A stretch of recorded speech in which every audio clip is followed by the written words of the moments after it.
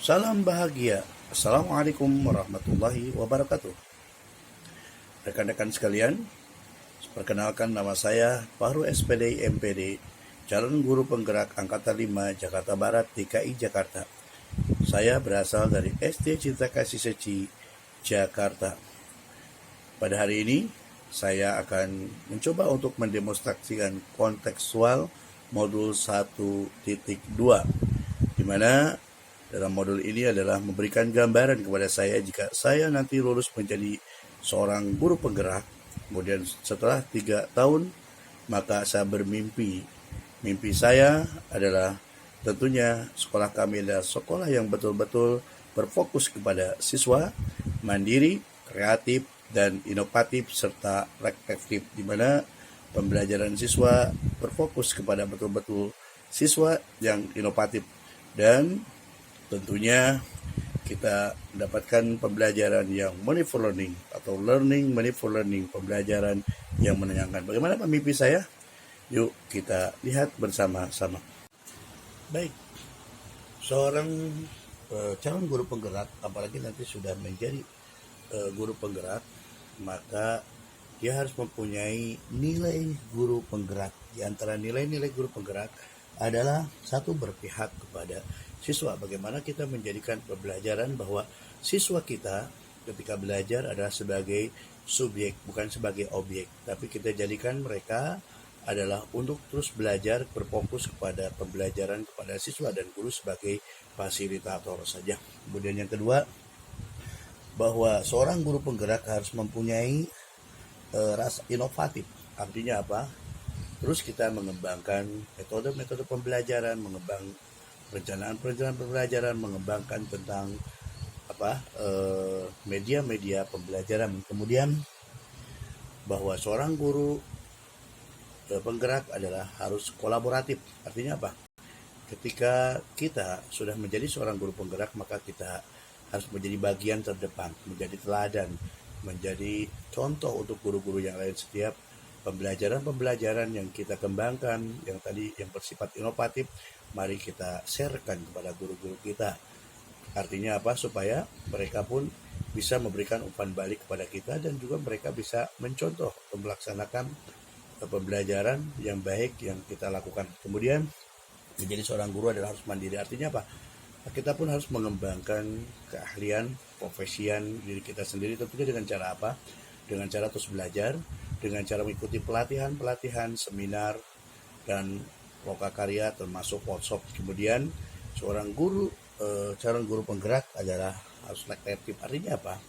Ketika pembelajaran yang telah kita lakukan, kita pikirkan dengan berbagai macam metode, dengan berbagai perencanaan, pendekatan, apakah pembelajaran kita sudah pas untuk bisa belajar pada siswa kita.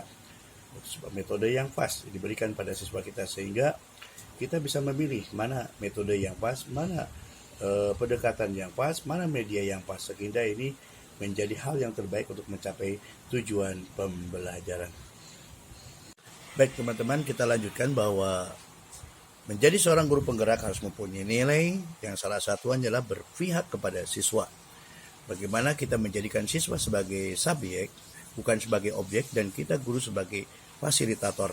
Dalam hal ini tentunya kita pembelajaran fokus kepada siswa, bagaimana kita memberikan, menuntun, membimbing siswa-siswa kita untuk belajar yang lebih baik. Misalkan dengan memanfaatkan IT yang biasanya siswa kita hanya mendengar, mencatat saja, bagaimana dia membuat sebuah proyek seperti bisa membuat PPT, kemudian dia bisa presentasikan di depan.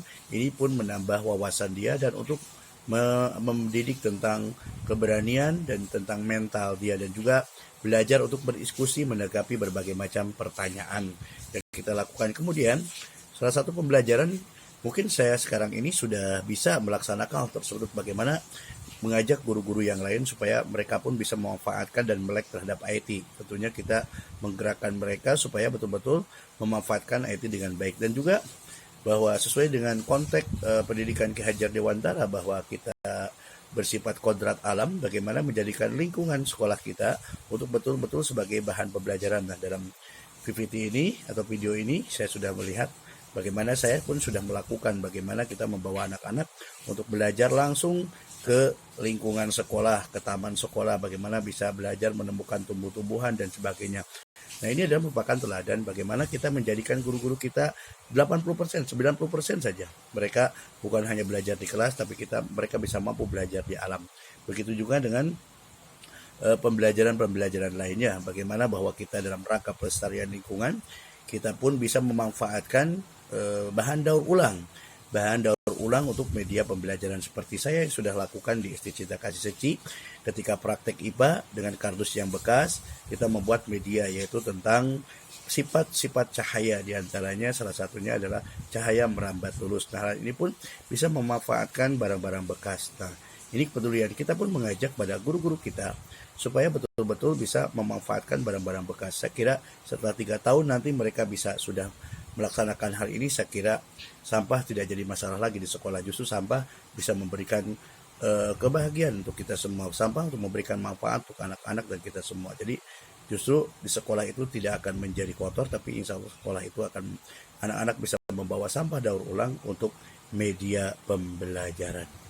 Kita lanjutkan bahwa nilai calon guru penggerak atau nilai seorang guru penggerak yang ketiga adalah dia harus berkolaboratif. Artinya apa? Bahwa seorang guru penggerak betul-betul dia menjadi motor penggerak untuk guru-guru yang lain. Dalam hal ini tentunya seorang guru penggerak mungkin bekerja sama dengan tim pengelola sekolah, ada kepala sekolah, kemudian wakil kepala sekolah, dan guru-guru yang lain. Kita harus mengembangkan tentang praktisi komunitas. Artinya apa? Kegiatan-kegiatan yang ada di sekolah betul-betul yang memihak kepada siswa. Nah, dalam hal ini tentunya banyak hal-hal yang harus dilaksanakan untuk supaya kolaboratif, supaya guru-guru bisa bergerak dengan baik. Tentunya kita melihat dengan adanya suatu pelatihan-pelatihan yang diberikan pada guru yang bersifat motivasi. Artinya apa? Pada saat sekarang ini mungkin kita sudah ada guru-guru mengikuti seminar, pelatihan yang lainnya, atau mau ikut bersama-sama dengan kita. Nah, saya berharap setelah saya menjadi guru penggerak selama 3 tahun kelak nanti, artinya bukan hanya saya sendiri atau hanya beberapa orang saya, tapi sekitar 95% guru-guru yang ada di sekolah atau di SD Cinta Kasih Suci bisa bergerak untuk mencari solusi-solusi yang terbaik dalam metode pembelajaran, dalam media pembelajaran atau pendekatan pembelajaran, sehingga mereka betul-betul bisa merasakan indahnya dalam mengajar, dan tentunya anak-anak kita pun bisa belajar dengan menyenangkan. Baik teman-teman, menjadi seorang guru penggerak yang ketiga adalah harus mempunyai nilai mandiri. Artinya apa? Seorang guru penggerak yang sudah mengembangkan diri, tentunya dia akan terus update dengan ilmu pengetahuan, dengan tentunya mengikuti berbagai macam pelatihan-pelatihan, workshop atau seminar-seminar, termasuk kita mengikuti calon atau seleksi guru penggerak ini. Kita sebagai guru penggerak sudah merasakan hal seperti ini dan sudah melakukan. Bagaimana kita bisa menggerakkan teman-teman kita supaya mereka tidak berada di zona nyaman, tapi dia harus mau berkembang untuk meningkatkan kompetensi gurunya. Maka oleh karena itu, kita di setiap sekolah, bagaimana sekolah harus merancang tentang kegiatan-kegiatan pelatihan-pelatihan sesuai dengan kebutuhan guru. Nah, sebagai kepala sekolah, kita lihat bahwa kita sudah melakukan yang namanya supervisi. Dengan melakukan supervisi itu akan melihat mana guru-guru yang mempunyai kompetensi yang tinggi, mana guru-guru yang mempunyai kompetensi yang kurang. Maka tentunya guru-guru yang mempunyai kompetensi yang kurang inilah yang mesti kita dorong mereka untuk terus meningkatkan kompetensinya dengan baik. Saya berharap untuk sekarang ini mungkin hanya beberapa orang yang mengikuti hal seperti ini. Tapi saya berharap setelah saya 3 tahun nanti menjadi seorang guru penggerak, 90% guru yang ada di sekolah kami, dia sudah mempunyai atau sudah menjadi seorang guru penggerak dan bersertifikasi. Menjadi seorang guru penggerak yang selanjutnya adalah dia harus berinovatif. Artinya apa? Dia terus mencari hal-hal yang baru tentang pendidikan, mengembangkan pendidikannya melalui metode-metode pembelajaran, pendekatan pembelajaran. Menjadi seorang yang inovatif artinya apa? Dia merubah pembelajaran-pembelajaran yang sifatnya kontekstual atau yang sifatnya kontemporal, kita menjadi pembelajaran-pembelajaran yang sekarang sesuai dengan kebutuhan. Contohnya ketika kita dulu mungkin pembelajaran kita masih bersifat memakai cover, barus dan sebagainya.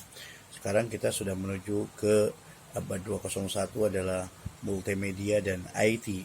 Bagaimana pembelajaran kita, apalagi di masa COVID-19 ini, kita melalui Google Classroom, membuat media pembelajaran lewat video, kemudian juga mungkin Google Sheet juga itu adalah merupakan pengembangan inovasi-inovasi di dalam dunia pendidikan. Yang tadinya kita belajar dulu memakai spidol, dan dulu memakai kapur barus, sekarang kita anak-anak sudah canggih dengan menggunakan PPT, Zoom, Google Meet, dan sebagainya. Itu adalah merupakan inovasi-inovasi dalam dunia pendidikan. Nah, hal ini sudah dilakukan saat sekarang ini. Bagaimana nanti guru-guru kita mampu merubah mindset mereka supaya dia bisa berinovasi dengan melalui pembuatan media-media pembelajaran, menemukan metode-metode baru dalam pembelajaran dan pendekatan, sehingga betul-betul pembelajaran akan semakin mudah dan tujuan pembelajaran kita akan mudah tercapai.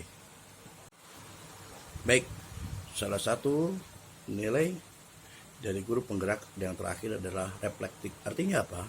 Sebagai seorang guru, dia harus mempunyai catatan-catatan, mempunyai hal-hal yang perlu dievaluasi dalam pembelajaran maupun dalam berorganisasi. Nah, tentunya kita sebagai guru penggerak, saya yakin hal itu kita lakukan setiap kita pembelajaran, pasti ada reflective learning.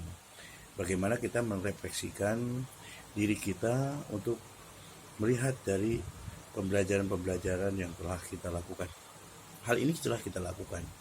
Semoga hal ini pun kita bisa terapkan selama 3 tahun kita di sekolah. Nah, dengan menerapkan seperti itu, kita berharap semua guru mempunyai catatan-catatan penting dalam reflektif kegiatan pembelajaran maupun kegiatan-kegiatan yang lainnya. Misalkan dalam praktisi komunitas, setiap hasil kegiatan-kegiatan minimal ada evaluasi diri. Evaluasi apa kekurangan dan kelebihannya. Kelebihannya bisa kita lakukan, kekurangannya bisa kita untuk mencari solusi untuk melihat kekurangan tersebut. Begitu juga dalam pembelajaran. Ketika kita setiap pembelajaran kita catat, kemudian kita juga berinovasi dengan metode pembelajaran, media pembelajaran, sehingga kita akan menemukan metode yang pas, media pembelajaran yang pas. Nah, hal inilah harus dilakukan oleh semua guru, sehingga apa yang terjadi? Sehingga sekolah kita adalah merupakan sekolah yang betul-betul berpihak kepada siswa, guru-gurunya mempunyai inovatif, kreatif, reflektif, dan mandiri, sehingga betul-betul sekolah itu menjadi sekolah dambaan bagi masyarakat, dambaan bagi orang tua dan siswa, terutama untuk negara. Inilah yang disebut dengan pembelajaran secara merdeka, apa yang dicetuskan dasar-dasar pembelajaran tersebut oleh Ki Hajar Dewantara. Demikianlah mungkin sharing saya mengenai deskripsi demonstrasi kontekstual modul 1-2 tentang apa yang mimpi saya setelah saya 3 tahun menjadi seorang guru penggerak. Mampukah kita menggerakkan teman-teman dan guru sekolah sehingga betul-betul teman-teman termotivasi, teman-teman mempunyai inovasi, teman-teman mempunyai mandiri dan refleks setiap kegiatannya, sehingga sekolah menjadi maju, sekolah yang berpihak kepada siswa, dan tentunya inilah yang disebut dengan pembelajaran merdeka.